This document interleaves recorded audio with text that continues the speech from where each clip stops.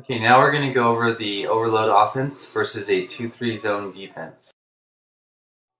Now in a 2-3 zone defense, the defense is usually set up with a 2-guard top and 3 interior defenders. This defense presents the best rebounding position, and the strengths of the defense are the exterior, the top, and obviously the interior. Now the weaknesses in a 2-3 zone are the perimeter and the corners and on the wings and at the high post.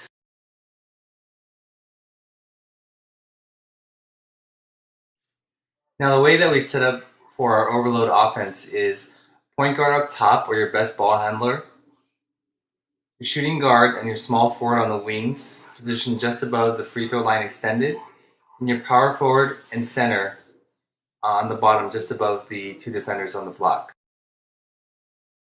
Now overload starts with the ball at the top and a pass to either wing. The main purpose of this first pass is to shift the defense over. It also informs the rest of the team which side we're going to run overload.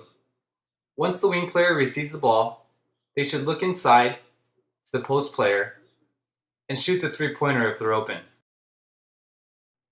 Now you only want your shooter to take this shot if the defense begins to cheat and sag off. Otherwise, you swing the ball back to the point guard at the top of the key, and this initiates two secondary actions. One, the low post player that was ball side runs to the opposite low block, and the wing who just passed the ball will run along the baseline under the basket to come off the double screen. The ball is then passed from the point guard to the opposite wing. When the wing receives the pass, they should look inside, and they need to recognize what the defense is doing.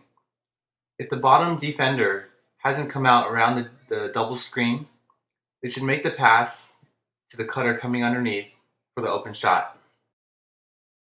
This time, when the pass is made to the wing recognizes that the defense has shifted over, and the player cutting underneath around the double screen isn't open.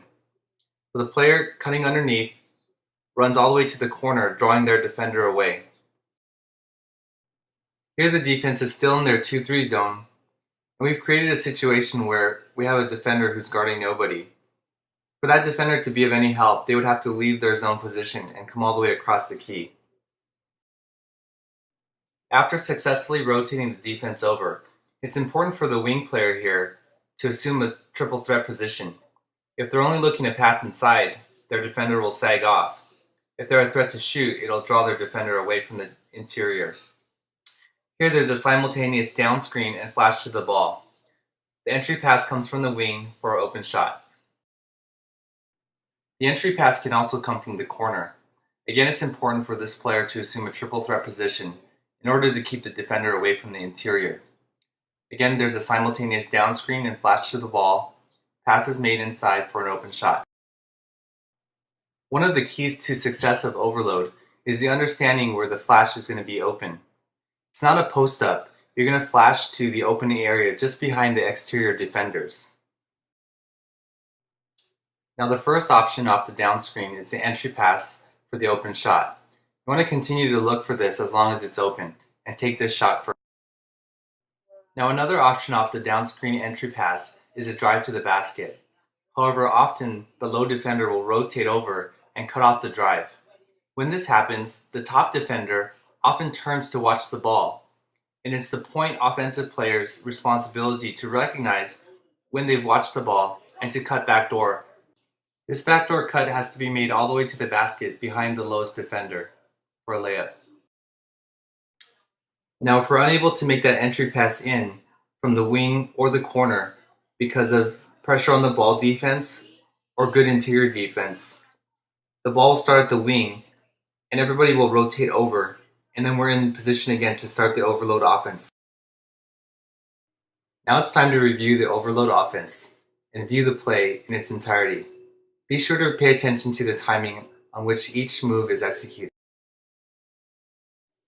Overload offense starts with a pass to the wing in order to shift the defense over.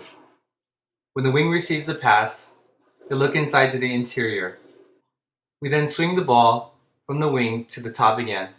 This initiates the wing to swing underneath along the baseline and the low post to move to the opposite post. The ball is then swung to the opposite wing where they read the defense and see if they've rotated over. If the defense is rotated over, the cutter along the baseline moves to the corner, drawing their defender out. The down screen is made, and the pass is made to the interior for an open shot.